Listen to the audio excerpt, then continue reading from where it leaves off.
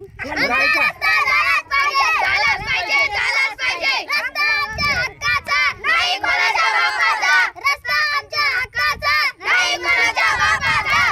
म्हणतं देत नाही, कोण म्हणतं देत नाही. शाळेत जाण्याकरिता रस्ता झालाच पाहिजे.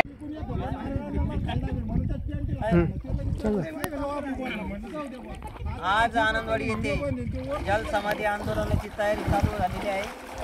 म्हणजे चालू झालं आंदोलन आणि प्रशासनाला 10चा टायमिंग दिला होता. आता म्हणजे जवळपास 11:15चा टाइम झाला तरी कुठलाही प्रशासकीय अधिकारी इथं कुठेही फिरकलेला नाही अजून. पण या प्रशासनाला असं वाटतं की या गावकऱ्याचा जीव घेऊ आणि तेव्हा आपण म्हणजे हे प्रश्न मिटतील, यांना रस्ता द्यायची गरज नाही, काही नाही. हे राजकारणी यांचे घरं भरतात.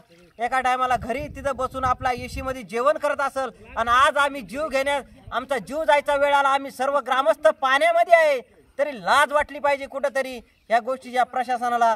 आणि आजपर्यंत कुठलं काम यांनी आजपर्यंत क्लिअर केलेलं नाही. या प्रशासनाचा धिक्कार असो, माझ्या वतीने मी धिक्कार करतो या प्रशासनाचा.